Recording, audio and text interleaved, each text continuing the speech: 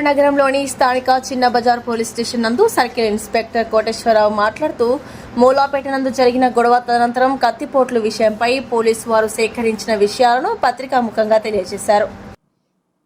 అనగా 22/3/2026 సాయంత్రం సుమారు 9:30 గంటల సమయంలో ముస్లిం యువత రోజు ఒకే దగ్గర కూర్చొని లూడో ఆడుతూ ఈ రంజాన్ సందర్భంగా ఉండేవాళ్ళు. వీళ్ళ మధ్య చిన్న చిన్న పెట్టి క్వారల్స్ వల్ల అంటే ప్రేమ వ్యవహారాలు మరియు లేకపోతే ఈ బండ్ల మీద తిరగటం వీటి వల్ల ఒకరికొకరు ఆర్గ్యుమెంట్స్ పెరిగేసి వీళ్ళు ఒకరికొకరు ఏరియా మాది మీది అని, వాళ్ళ ఏరియాలో వీళ్ళు వచ్చారని వీళ్ళ ఏరియా వాళ్ళు వచ్చారని చిన్న చిన్న ఆర్గ్యుమెంట్ చేసుకుని దీని మీద ఒక అబీద్ అనే అతను జలాలుద్దీన్ అనే తమ్ముడిని 1 మంత్ ముందు కొట్టాడు. బండి వేసుకుని ఎందుకు తిరుగుతున్నాం, మా ఏరియాలో ఆడపిల్లని ఇబ్బంది పెడుతున్నామని కొట్టాడని తెలియకపోతే అప్పుడు 112 కాల్ వస్తే పోలీసు పోయి చాలా వాళ్ళందరినీ పంపించేయడం జరిగింది. అదేవిధంగా వీళ్ళు అదే ఏరియా వచ్చి అడిగినందుకు మళ్ళీ వాళ్ళ ఏరియా దర్గా దగ్గరికి వెళ్ళి వీళ్ళు కూడా గెలవ జరిగింది. ఇదంతా రంజాన్ స్టార్టింగ్ 1-2 రోజుల ముందు జరిగింది. స్టార్టింగ్లో దీని మీద ఇమీడియట్గా పోలీసు బంధించేసి అందరిని పంపించేయడం జరిగింది.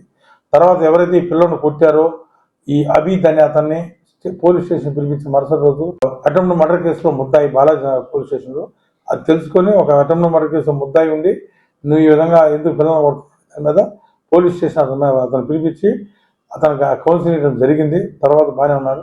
రీసెంట్గా మళ్ళీ అప్పుడు కొట్టిన దానికి పిల్లోని సారీ చెబుతాం రండి అని చెప్పేసి నిన్న ఏం జరిగిందంటే వీరితో కలిసి మాట్లాడుకునే పరిహారం దర్గా మెట్రో దగ్గర ముందు అక్కడ సికిందర్ షాప్ దగ్గర ఇతన్ని అబీద్ అనే అతను ఎవరైతే ఉన్నారో ఈ కేసులో ముద్దాయి మేము స్టాబింగ్ చేస్తాము అతన్ని అక్కడ కొట్టారు ఎక్కడ దర్గా మెట్రో.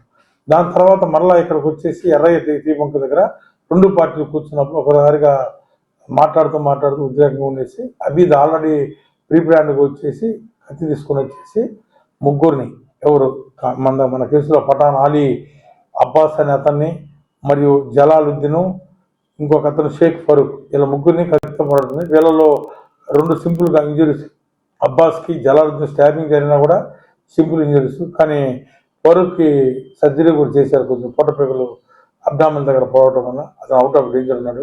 ఏదైనా చిన్నపిల్లలు ఈ విధంగా రంజాన్ మాసంలో అర్ధరాత్రి పూట లూడాలు ఆడటం ఇవన్నీ నైట్ మేలుకొని ఉదయం రోజాలు ఉంటారు కదా, పోలీసు కూడా ఉదార స్వభావంతో గవర్నమెంట్ కూడా ఉదార స్వభావంతో అవకాశం ఇచ్చినప్పుడు ఈ విధంగా మిస్యూజ్ చేసేసి అనవసరం చిన్న తాగాలను ప్రేరప్ చేసుకొని ఒకరికొకరు కొట్టుకోవడం నేరము.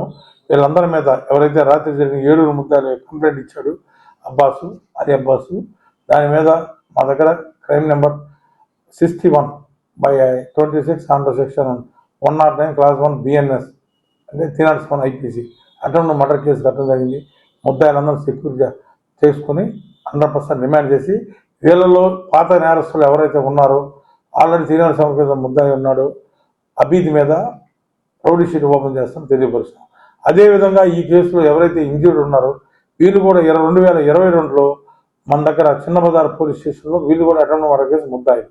వీళ్ళ వయసు వచ్చేసి 25, 26, 27 ఉన్నాయి. ఇప్పుడు ముద్దాయిల వయసు వచ్చేసి 21, 22 అట్లా ఉన్నాయి.